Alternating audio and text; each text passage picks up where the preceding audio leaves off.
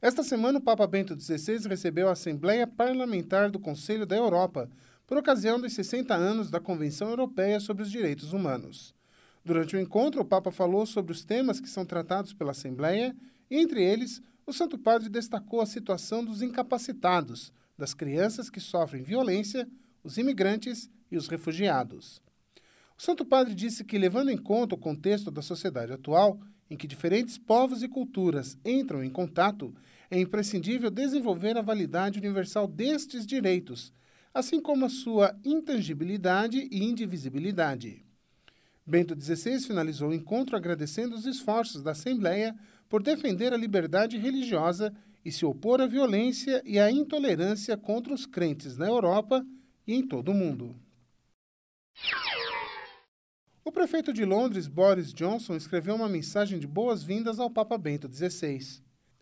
A mensagem diz que é uma grande honra para a cidade que o Papa Bento XVI passe boa parte de seu tempo na capital inglesa, e a sua visita será motivo de alegria para os ingleses.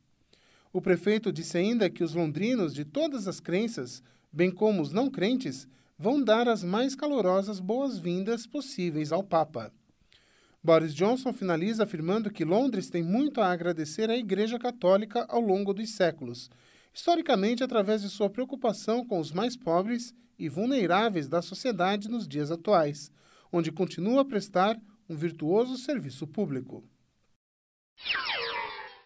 Em recente entrevista, o embaixador do Reino Unido no Vaticano, Franz Campbell, afirmou que as críticas que estão sendo feitas à viagem do Papa ao país não são representativas. Ele afirma ser um erro escutar essas críticas, que aparentemente dão a impressão de ser unânimes entre a população. Segundo o embaixador, a viagem do Papa Bento XVI servirá para impulsionar a colaboração mútua na luta contra a mudança climática, a promoção do desarmamento e o diálogo interreligioso. A visita do Papa ao Reino Unido acontece entre os dias 16 e 19 de setembro e está sendo considerada histórica por se tratar da primeira viagem pastoral e de Estado de um pontífice ao país. O primeiro ato oficial do Papa será o encontro com a Rainha Elizabeth II, na Escócia, onde fará uma saudação aos membros da família real e representantes da sociedade britânica. Um pastor fundamentalista norte-americano cancelou nesta quinta-feira seu plano de queimar cópias do Alcorão no sábado, aniversário dos ataques de 2001 nos Estados Unidos. Terry Jones, líder de uma igreja protestante de aproximadamente 30 membros na Flórida, disse ter feito um acordo com líderes muçulmanos para alterar a polêmica localização de um centro cultural islâmico e uma mesquita em Nova York. O novo local ficará afastado da área onde ficava o World Trade Center, alvo dos ataques de 11 de setembro de 2001. O arcebispo de Nova York, Timothy Dolan, ficou preocupado com a situação e disse que o 11 de setembro é uma data para oração, uma festa para a paz e a justiça. Ele afirmou que todas as paróquias da cidade terão missas para recordar os 9 anos do atentado. O dia 8 de setembro é celebrado na igreja como Dia da Natividade de Nossa Senhora, e também se comemora a festa de todas as denominações da Virgem que não têm data própria, como, por exemplo, Nossa Senhora da Caridade, padroeira de Cuba. E para lembrar a data, milhares de cubanos foram às principais ruas de Havana numa procissão em homenagem à santa. A imagem da Virgem da Caridade foi encontrada no início do século XVII sobre um pedaço de madeira flutuando nas águas da Baía de Nipe, após uma tempestade. Na madeira estava escrito: "Eu sou Nossa Senhora da Caridade". Este ano, as celebrações coincidiram com a peregrinação nacional em comemoração aos 400 anos de sua descoberta.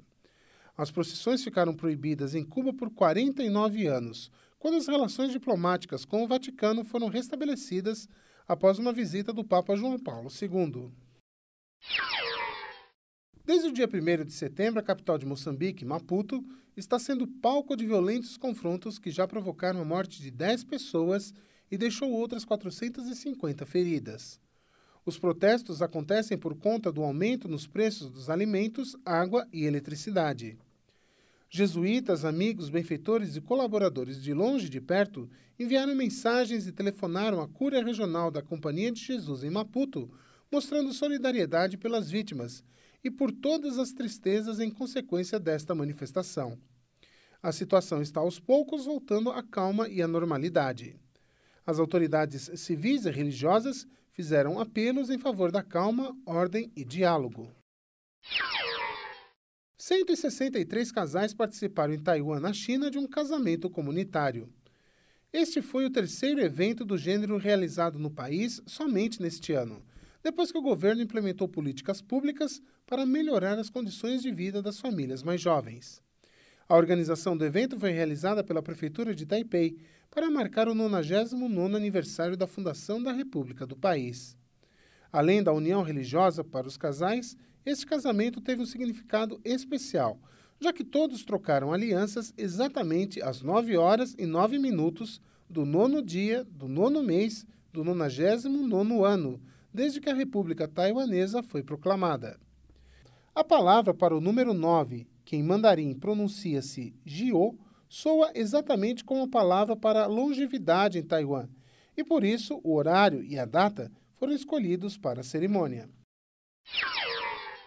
A Pontifícia Universidade Católica e a Arquidiocese do Rio de Janeiro realizarão em julho do próximo ano o 7º Mutirão Brasileiro de Comunicação. O objetivo é identificar como a Igreja comunica e como ela é vista pela sociedade, além dos meios para se colocar em prática um plano de comunicação que sirva em todo o seu potencial à evangelização.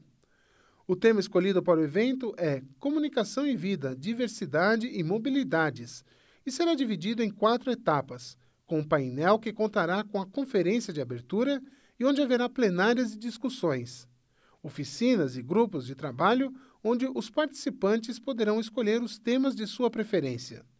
Uma feira de produtos e serviços onde estarão expostos equipamentos de comunicação e os seminários, que acontecerão simultaneamente e poderão ser escolhidos pelos participantes. O Mutirão Brasileiro de Comunicação foi instituído em 1998 pela CNBB e conta com uma grande participação da Igreja e da sociedade. O último encontro aconteceu em Porto Alegre, no Rio Grande do Sul, em fevereiro deste ano. A história da família Ogg mudou para sempre no último dia 30 de agosto. Kate Ogg estava grávida de gêmeos, Emily e Jamie, e nasceram prematuros de 27 semanas. Emily nasceu bem, porém Jamie travava uma luta junto com os médicos para tentar respirar. No entanto, após 20 minutos de uma intensa batalha, os médicos deram um bebê de apenas 1 quilo como morto. Segundo Kate, o médico ainda perguntou a ela se haviam escolhido um nome para a criança, e assim que foi informado, deu a triste notícia para a mãe. Ao receber a criança em seus braços, embrulhado em um cobertor, ela o desembrulhou e, aos prantos e sussurrando, lhe disse o quanto o amava enquanto o manteve apertado contra seu peito. Ela conta que arrumou o bebê de maneira que a cabeça ficasse próxima ao seu coração e comentou que gostaria que o pequeno Jamie soubesse quem eram seus pais e que o amavam muito, uma tentativa de convencê-lo a ficar vivo. Pouco tempo depois, ele começou a fazer pequenos movimentos, o que foi considerado pelos médicos como um reflexo normal. Depois de ser abraçado e de terem falado com ele por 2 horas, os movimentos foram ficando mais fortes e ele mesmo abriu os olhos. Ainda sem entender o que estava acontecendo, Kate disse que acreditava ser uma bênção poder ver os olhos do filho antes de dar continuidade no processo para sepultar a criança. No entanto, os olhos permaneceram abertos e, aos poucos, a mãe o foi alimentando com leite materno. E, para a surpresa de todos, Jamie começou a respirar normalmente e colocou seus pequenos dedos em torno da mão de seu pai, David Ogg. Kate, David e os pequenos Emily e Jamie já estão em casa e estão todos bem, sem saber exatamente, por parte dos médicos, o que realmente aconteceu.